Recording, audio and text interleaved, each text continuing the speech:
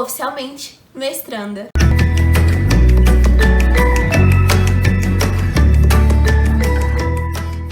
Oiê! Pra você que não me conhece, meu nome é Mariana Rabelo e esse aqui é o canal O Direito e o Laço. Já se inscreve, clica no sininho e me segue também lá no Instagram, porque o conteúdo que eu posto lá, ele complementa o conteúdo daqui e lá tem um canal mais direto de comunicação com vocês, tá bom? Gente, hoje eu vim explicar pra vocês como foi o meu processo seletivo do mestrado, como eu fui aprovada, contar um pouquinho da minha história, por que eu escolhi fazer mestrado, tá? Bom, tudo começou lá na faculdade, que eu já entrei sabendo que meu tema de monografia seria o abandono afetivo e ponto final. Não tive nenhuma dúvida com relação a isso. E aí, apresentei minha monografia no final de 2019 e foi um sucesso, assim. Eu adorei escrever sobre abandono afetivo, os examinadores adoraram meu tema, adoraram minha abordagem. E aí eu fiquei com aquele gostinho de querer continuar a minha pesquisa. E é claro que eu poderia fazer isso no âmbito de uma pós-graduação, mas no mestrado, a pesquisa científica, ela tem muito mais força, né? E aí, já fiquei com aquela vontadinha de fazer o mestrado. Um outro fator que pesou muito pra mim foi que o mestrado, ele é um título que tem uma maior pontuação nos concursos mais sofisticados, como, por exemplo, a magistratura, que se você já me segue lá no Instagram, você sabe que é o meu objetivo. Então isso pesou muito pra mim também. Entre fazer uma pós e um mestrado, o mestrado, ele te dá mais pontos, entendeu? Lá na hora da seleção.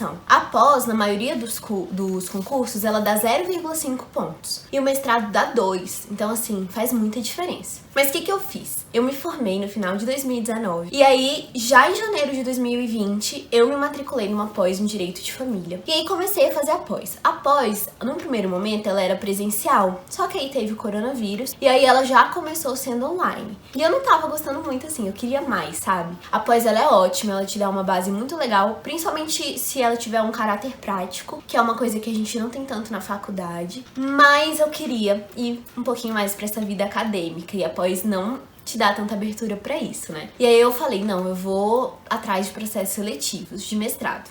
O que acontece? Duas coisas pesaram muito pra mim na hora de escolher em qual faculdade eu faria a minha seleção de mestrado, faria o programa de mestrado. A primeira coisa é que eu queria uma faculdade, uma universidade que absorvesse depois os alunos como professores universitários, porque é um desejo que eu tenho também de dar aula na graduação. Uma outra coisa que pesou também foi esse tempo de conclusão do mestrado. Pra quem não sabe, o mestrado a gente faz em 2 anos. E aí no final desses 2 anos você tem que defender a sua dissertação de mestrado.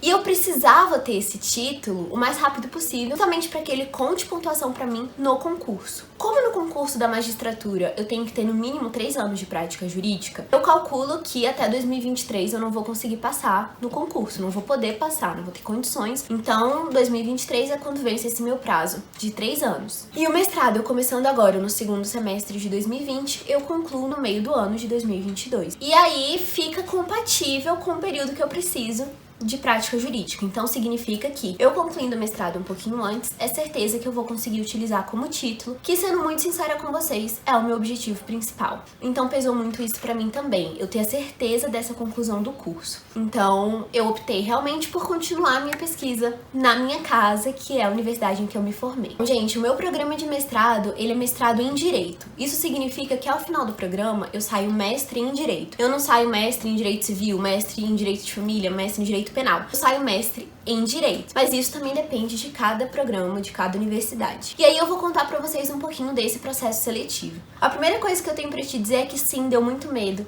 Sim, as pessoas ficaram abismadas comigo, mas você não é muito nova, mas você acabou de se formar, mas você tinha que focar em outras coisas antes, além do mestrado. E, gente, eu decidi que eu queria um mestrado. Então, deu medo, mas eu fui com medo mesmo, tá? E essa é a primeira coisa que eu tenho pra te dizer. Se você tem essa vontade pela vida acadêmica, faça, sabe? Eu prefiro fazer tudo agora que eu sou nova, que eu ainda não sou casada, que eu ainda não tenho filhos, pra depois eu poder aproveitar as fases da minha vida de uma forma mais tranquila e melhor, né? Agora, eu tô enfrentando o desafio de conciliar o mestrado com o estudo pra magistratura, que não é fácil. Eu também vou fazer um post sobre isso, posso fazer um vídeo se vocês quiserem. Deixa aqui nos comentários se você quer um vídeo sobre isso. E aí fui atrás de saber como era o processo seletivo. Naquele momento eu não tinha ainda um edital pra seguir, eu só tinha os editais anteriores, mas as etapas do processo seletivo não mudam. O que vai mudar é a bibliografia que vai cair na sua prova, alguma coisinha ou outra. Então eu miguei por aquilo, né? Eu não entendi como necessário ler essa bibliografia dos editais anteriores, justamente porque eu sabia que essa bibliografia indicada mudava, então resolvi focar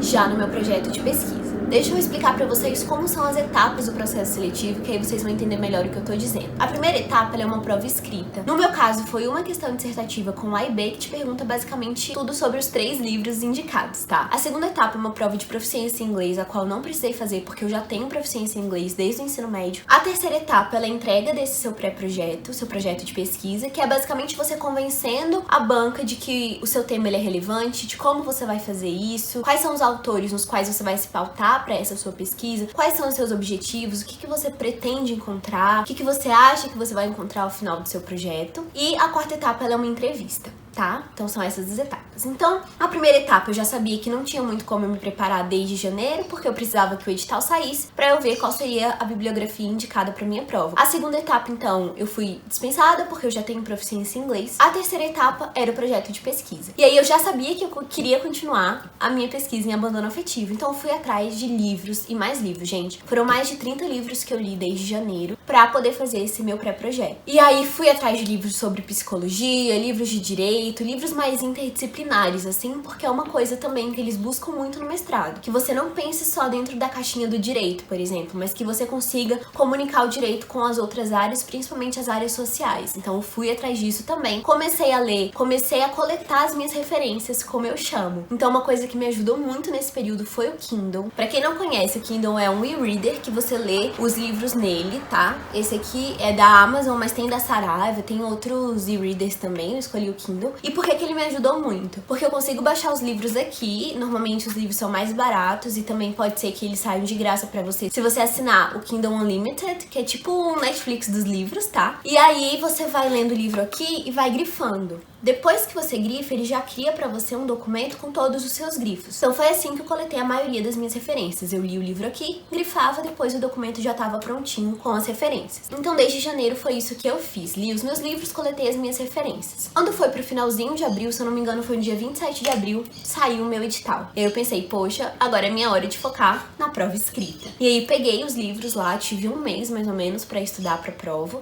Peguei os livros e li. Devorei os livros, fiz muito resumo. Uma coisa que eu fiz, que é uma ótima dica pra você que tá se preparando, foi assim, já imaginei que a prova iria perguntar o que os textos têm em comum pra eu desenvolver um pouquinho e tal. Então eu ia lendo os textos e criei um documento chamado pontos de contato. E aí eu ia copiando lá as coisas que eu achava que estavam em todos os livros, que poderiam se conectar com os outros livros e etc, sabe? Então eu fiz isso me ajudou bastante. Então eu vou confessar pra vocês que eu estudei muito pra prova escrita. Era a parte que eu tava com mais medo e realmente foi muito complexa a prova escrita. Eles fizeram por um meio eletrônico, porque não dava pra fazer nada presencial. Foi um formulário que sumia depois do tempo da prova e você tinha que enviar daquele jeito, mínimo de palavras. Foi super complexo. E a pergunta veio justamente nesse sentido. Foi basicamente, fale tudo que você sabe sobre os 3 textos e como eles se conectam. Foi mais ou menos isso. Passou mais ou menos uns 10 dias, saiu o resultado e eu fui aprovada. Eu fiquei muito feliz. E aí não tinha a questão da prova de inglês, então pensei, a minha próxima etapa agora é o meu pré-projeto. Voltei lá para as minhas referências e comecei a escrever. Gente, eu não tenho muita dificuldade com essa parte de pré-projeto. Pra mim é muito tranquilo escrever, principalmente porque sou apaixonada pelo abandono afetivo, amo,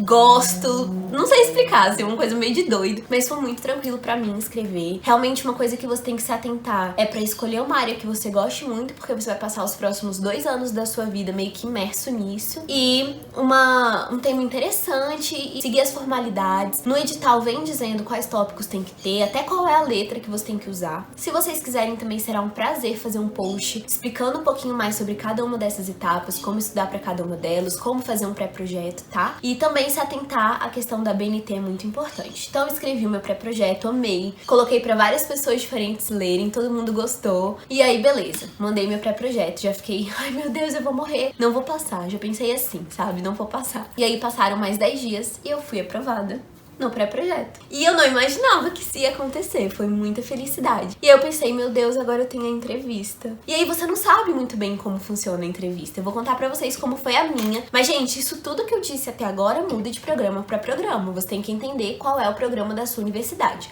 O que eu tô contando é a minha experiência, tá? E aí, eu acho que eu tinha uma semana até a entrevista. E aí, eu vou contar pra vocês como foi no meu caso. Eles me deram 2 minutos pra defender o meu pré-projeto. E aí, eu falei, eu tinha feito um discursinho assim na minha cabeça, eu já imaginei que isso poderia acontecer. E no meu discurso eu tinha 5 minutos, e aí chegou lá na hora eu tinha 2. Mas uma coisa muito importante foi que o meu discurso ele não era engessado, a minha defesa não era engessada. Então quando eles me falaram que eu tinha 2 minutos, automaticamente a minha cabeça já fez um resumo daquilo tudo. E eu passei com tranquilidade as minhas ideias pra eles, tá? Foram 4 professores na minha banca, falei, fiz a minha defesa e depois eles começaram a me bombardear com pergunta. Então eles perguntam coisas técnicas, nada sobre o tema da prova escrita, mas sim sobre o seu projeto. Então sim, me perguntaram coisas técnicas e eu soube responder. E eles ficam meio que querendo desconstruir o seu tema. Então, mas o seu tema não é relevante. Por exemplo, pra mim falaram, não, mas o seu tema não é do direito, é de psicologia. E aí eu soube responder. Então você tem que realmente estar apaixonado por aquele tema e conhecer todos os vieses técnicos, todas as facetas técnicas dele, tá? Então essa leitura preliminar que eu fiz lá em janeiro, ela foi muito importante pra mim. Ela me deu muito embasamento teórico pra defender, sabe? Eu também acho que eu passei muita segurança a respeito do meu tema, a respeito da minha paixão, da minha disponibilidade de pesquisar sobre aquilo. Pude falar muito sobre a relevância do meu tema na sociedade, até porque eu já tinha feito um trabalho de pesquisa numérica, pesquisa empírica a respeito do abandono afetivo, que embasou também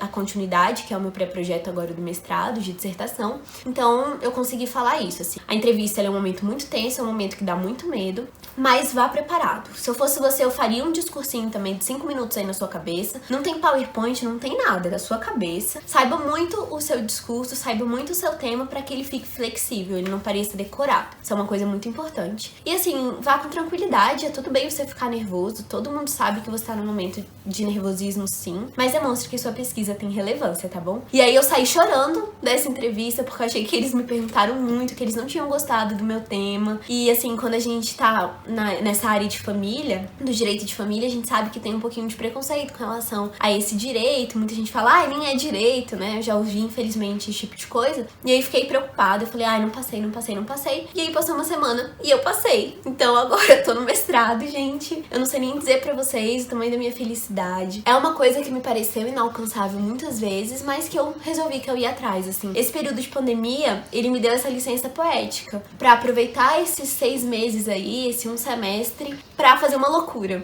E deu certo a minha loucura, então agora eu tô no mestrado. Eu quero muito dividir com vocês como que funciona, eu também ainda não sei muito bem, né? Quero fazer um review de cada semestre, contar pra vocês como conciliar o mestrado com a vida, se é tranquilo, se não é, como conciliar o mestrado com o estudo pra concurso público, da magistratura, que é o meu caso. Então assim, eu tô muito feliz. Esse foi o meu processo seletivo. Eu quero fazer um post explicando cada uma das etapas, como estudar pra cada uma delas, inclusive a etapa da prova de inglês que eu não fiz. E é isso, gente. Essa é a novidade. E eu tô muito feliz. E se você tem esse sonho, por favor, vá atrás dele, tá? O não você já tem. E eu tô aqui pra te ajudar nessa caminhada, tá bom? Um beijo e até o próximo vídeo. Tchau!